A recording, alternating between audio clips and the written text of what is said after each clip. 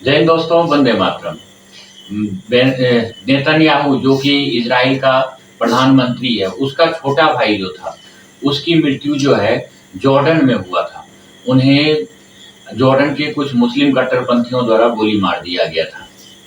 इस पे इसका पूरा कहानी, पूरा डिटेल हम आपको बाद में बताएंगे, लेकिन उससे पहले अहम जानकारी हम आपको दे दें इसके बारे में, क्योंकि अगर ये नहीं पता होगा तो आपको अगला चीज पता नहीं चलेगा। हुआ ये था कि जब 1948 में इजराइल बन रहा था, तो वहां पे फिलिस्तीन जिसे बोलते हैं ना, फिलिस्तीन को 50% जगह दिया जा रहा था और 49%, 49% जगह जो है इजराइल में बसाया जा रहा था। और 1% जो जगह बच रहा था वो यूएनओ को दिया जा रहा था। वहां पे यूएनओ रहेगी और सब पे नजर रखेगा और इजराइल का रक्षा करेगा। लेकिन फिलिस्तीन ने ये बोला कि नहीं, चाहे जहां बसा लो इसको, यहाँ पे नहीं बसने देंगे हम यहूदियों को। तो उधर से जर्मनी ने ये बोला कि और जॉर्डन दोनों ने मिलकर ये बोला कि नहीं, इनको यहीं पे बसने दो, क्योंकि इनका यरूशलम नाम का एक जगह था जिसको कि बांटा जा रहा था। यरूशलम जो है यहूदियों का उत्पत्ति का जगह है, वहां से ही यहूदी उत्पन्न हुए थे। तो वहां पे उसको जब बांटा गया यरूशलम को, तो उसमें एक तरफ फिलिस्तीन को दिया गया और दूसरी तरफ इजराइल को। तो फिलिस्तीन को जो है, फिलिस्तीन अड़े रहे कि कुछ जगह और हमें दिया जाए, तो उसे दो भागों में बांटा गया फिलिस्तीन को। एक जगह को बोलते हैं वेस्ट बैंक, और जो कि सबसे ज्यादा एरिया होता है, और दूसरा जो जगह था उसको गाजा पट्टी बोलते हैं। धीरे धीरे इन्होंने क्या किया, जो फिलिस्तीन था इसने सोचा यहूदियों को अब मार के हम धीरे धीरे भगा देंगे। लेकिन उसने क्या किया, फिलिस्तीन ने बाकी 6 मुस्लिम देशों से मिलके, मिस्र वगैरह से मिलके इसको मारना पीटना शुरू कर दिया। लेकिन यहूदी जो थे धीरे धीरे अपना राष्ट्रभक्त, ये बहुत ज्यादा होते हैं, जितने भी यहूदी होते हैं चाहे वो वर्ल्ड में कहीं भी हो, वो राष्ट्रभक्त बहुत ज्यादा होते हैं। और उन्हें ये पता है कि सारे हमारे दुश्मन है, अगर हमें बचना है तो सबसे पहले दुश्मन को मारना पड़ेगा, चाहे वो घर के अंदर का दुश्मन हो चाहे बाहर का दुश्मन हो।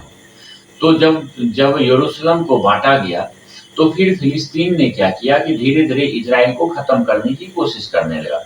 लेकिन इजराइल क्या किया, इसका प्रतिकार किया, प्रतिक्रिया दिया बहुत ही तेजी से। और उसने एक स्ट्रेटजी बनाया कि कोई भी सरकार बने, इस नियम पे जरूर काम करना है। वो नियम ये था कि धीरे धीरे आक्रमण करना है, कभी 2 मोहल्ला, कभी 3 मोहल्ला, कोई 4 मोहल्ला करके फिलिस्तीन का कब्जा करना है। जो हमारा यरूशलेम यहूदियों का पूरा देश था, उसे पूरा देश कायम करना है।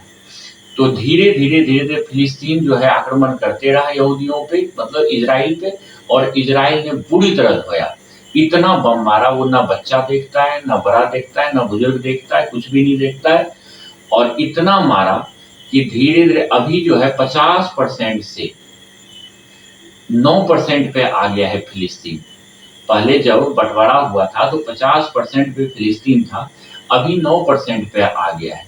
और अब ये हालत है कि जो उसका गाजा पट्टी है वो जबरदस्ती हथिया रहा है इजराइल, और जो फिलिस्तीन बचा हुआ है 9%, वो भी धीरे धीरे चला जाएगा। अब हम दूसरे जगह पे आते हैं। मिस्र में एक जहाज पूरा इजरायली यहूदी यात्री से भरा हुआ जा रहा था इजराइल। उसको किसी कारण से मिस्र में लैंडिंग करना पड़ा। मिस्र में लैंड होते ही कुछ मुस्लिम आतंकवादियों ने उस पर कैप्चर कर लिया और उसको सीधा लेके चला गया सूडान।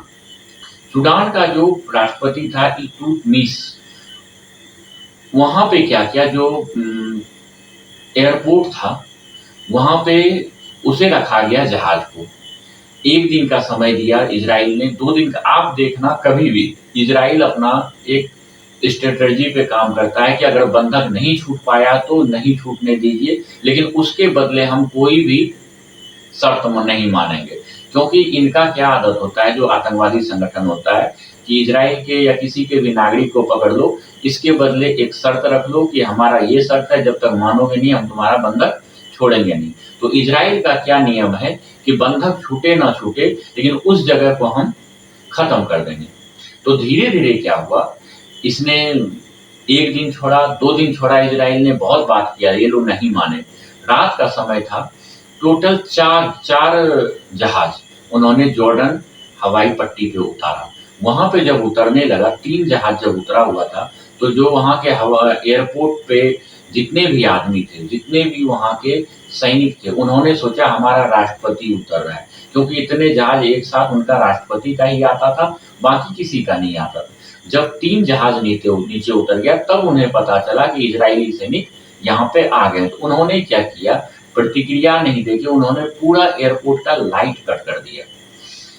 जब एयरपोर्ट का लाइट कट कर दिया जाता है, तो वहाँ पे अंधेरा हो जाता है और कोई भी जहाज नीचे नहीं उतर पाता है। लेकिन उन्हें ये पता नहीं था कि ये इजराइल है और इजराइल पूरा का पूरा अपना संयंत्र लेके चलता है, चाहे जो भी हो जाए वो कुछ ना कुछ उपाय कर ही लेते हैं। तो उन्होंने जो पहला जहाज लैंडिंग कराया था, उसके ऊपर एक हैवी पावर का टॉर्च लगा हुआ था, जो कि अगर रात में जला दिया जाए तो ऐसा लगेगा कि रात में चांद निकल गया है। तो उन्होंने क्या किया, वो टॉर्च जला दिया, तो चौथा जहाज भी नीचे उतर गया। जब नीचे उतरा तो उसमें से खास बात ये था कि 3 जहाज के अंदर कमांडो भरा हुआ था और चौथा जहाज जो था वो खाली था। अब आप लोग सोचिएगा कि जब 4 जहाज लेके आया कि 3 में कमांडो, चौथा खाली क्यों रखा? वो ये दिमाग में सोच के आया था कि अगर हमारा काम पूरा हो गया तो जितने बंधक हैं उसको हम चौथा जहाज में भर के वापस लेके चले जाएंगे। अगर नहीं हो पाया तो जो होना है होगा ही होगा। तो उसमें क्या हुआ, जैसे ही उतरे, बाहर निकले, उनके सारे सैनिकों को मार दिया। इजराइल वालों ने पलक झपकते थोड़ा सा भी देर नहीं किया और जितने बंधक थे उन सबको छुड़ा के जहाज के ऊपर ले आए। उसमें से जब काउंट करने लगे पूरे बंधक में, तो उसमें से एक बंधक जो था कम था, वो लेडीज थी जिसका उम्र 60 से 65 साल का था। और जब वो बंधक जो लेडीज थी वो बीमार हो गई थी, तो उसको एक नजदीकी अस्पताल में वो सूडान वालों ने लेके गया था। जब वहां पे लेके गया था, इन्होंने देखा कि अब वो तो महिला है नहीं, लेकिन ये लोग उड़ान भरने के लिए तैयार थे। 3 जहाज ऑलरेडी उड़ चुका था, चौथा रनवे पे रनिंग कर रहा था, लेकिन इनका एक सैनिक बाहर ही छूट गया। तो जब इन्होंने अपना जहाज को रोका और उस सैनिक को बोला वापस आ जाओ, तो सैनिक ने पूछा क्या यात्री पूरे हैं? उन्होंने बताया कि यात्री पूरे नहीं है, मतलब बंधक पूरे नहीं है। एक बंधक लेडीज जो है वो छूट गया है, जो नजदीकी हॉस्पिटल में है। उसमें से उस यात्री ने, जो उसका कमांडो था जो एक नीचे छूट गया था, उसने बोला तुम लोग जाओ या रुको कुछ देर, मैं उस हॉस्पिटल से उस बंधक को छुड़ा के लाता हूँ। यहाँ पे देखिए इनका साहस देखिए कि ये अपने जान की परवाह नहीं करते हुए, राष्ट्र धर्म अपनाते हुए, ये अपना एक यात्री जो बंधक बनाया हुआ था उसको हॉस्पिटल तक से छुड़ा के लाने का साहस रख रहा था। लेकिन इन्होंने बोला, जितने भी उसके कमांडो आए थे, नहीं उनको रहने दो, हम दोबारा उनको छुड़ाने की कोशिश करेंगे, अभी यहाँ से चलो। तब फिर वो कमांडो मान गया। जब कमांडो वापस उस जहाज के ऊपर चढ़ने लगा, तो पीछे से कट्टरपंथी आतंकवादियों ने आके गोली चलाना शुरू कर दिया और उसको गोली लगा और उसकी मौत, बहुत सारा घायल हो गया वो बहुत ज्यादा। फिर भी इजराइल की कमांडो ने उस कमांडो को उठाया और इजराइल लेके गया, लेकिन 2 दिन के बाद वो कमांडो की मृत्यु हो गई। आपको पता है वो कमांडो कौन था जिसकी मृत्यु हो गई? जिन्होंने की इतना बड़ा साहस दिखाया कि हमें आप लोग रुको, मैं उसको अस्पताल से उस बंधक को छुड़ा के लाता हूँ, लेडीज बंधक को। वो बेंजामिन नेतन्याहू का भाई था वो कमांडो। आप लोगों को एक चीज पता होना चाहिए कि इजराइल के अंदर ये नियम है कि उनका जितने भी नागरिक हैं वो पहले आर्मी के अंदर काम करेंगे, उसके बाद अपना कंपनी जो विभाग जो जैसा वो नौकरी करते हैं वो पूरा नौकरी करेंगे।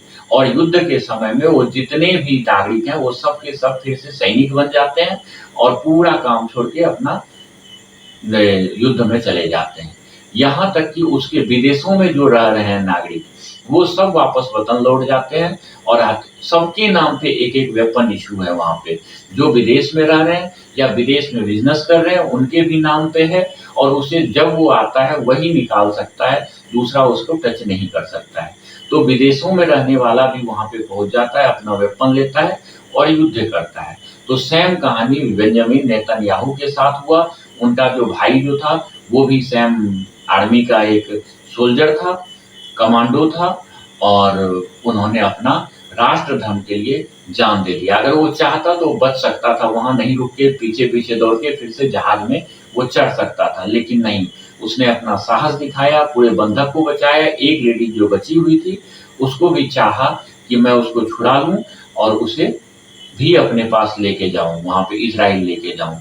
ये साहस पराक्रम दिखाने के बाद उनकी मृत्यु हो गई और आज देखिए उसका जो भाई है, वही वहाँ के प्रधानमंत्री हैं।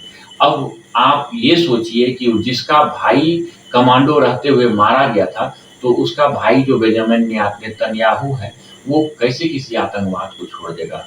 वो ऐसा एक भी आतंकवाद नहीं है जिसे नहीं मारेगा वो। जितने भी देश हैं बगल-अगल, जो भी उनके ऊपर अटैक करेगा, उसे वो नस्तो-नाबूद कर देगा, क्योंकि उसे बचपन से ही सिखाया जाता है। यहाँ तक कि अभी देखिए, हिजबुल्लाह कमांडर नसरुल्लाह को मार दिया, ईरान के राष्ट्रपति को मार दिया, यहाँ तक कि गाज़ा पट्टी में जो हमास का आतंकवादी संगठन का जो मुखिया था, उसको भी मार के गिरा दिया। मतलब सबसे टॉप कमांडर जो संस्थापक होता है आतंकवादियों का, उसे धीरे-धीरे एक साथ मारते हुए ही चला जा रहा है और जो देश इसके ऊपर मिसाइल अटैक करता है, उस देश को एकदम गाज़ा पट्टी की तरह खत्म कर देता है। अभी यहाँ पे ईरान को भी अब डर सताना शुरू कर दिया है, कहीं लेबनान के बाद हमारा ही अगला नंबर ना हो, क्योंकि पूरा का पूरा कड़ा धारा जो है ईरान का ही है। उसी ने पूरे आतंकवादियों को पनाह दिया था, उसी ने पूरे आतंकवादियों के लीडर को सरगना को वेपन देता था और पूरा फंडिंग भी वही करता था। उसी के इशारे पे हमास, हिजबुल्लाह जितने भी हैं, हुती, ये सारे के सारे इसी के ऊपर इशारे पे काम करते हैं। उसे अब पता चल गया कि हमास तो खत्म हो गया, लेबनान में हिजबुल्लाह भी खत्म हो रहा है, उसके बाद कहीं हुती का नंबर आ जाए, हुती सबका सफाया करने के बाद फिर से हमारा ईरान के ऊपर अटैक ना कर दे, क्योंकि ईरान का भी राष्ट्रपति को मार दिया। राष्ट्रपति को मारने से पहले उनका एक जनरल था सुलेमान, उसे भी मिसाइल का द्वारा अटैक करके मार दिया था। तो इजराइल जो है कभी भी अपने दुश्मन को छोड़ता नहीं है, चाहे वहाँ के कोई भी एक नागरिक क्यों ना हो और चाहे वर्ल्ड में कहीं भी उसका नागरिक हो। ये उन्होंने एक नियम बना दिया है, पूरे वर्ल्ड में जहाँ भी यहूदी रहता है, उसे इजराइल का नागरिकता ऑटोमेटिक प्राप्त है। तो वो किसी भी देश का नागरिक हो, वो इजराइल जाके रह सकता है, वहाँ का नागरिक वो स्वयं हो जाता है, कहीं भी पैदा हुआ हो। और जब युद्ध की स्थिति होती है, तो वो खुद ब खुद वहाँ पहुँच जाता है। इजराइल का ये खासियत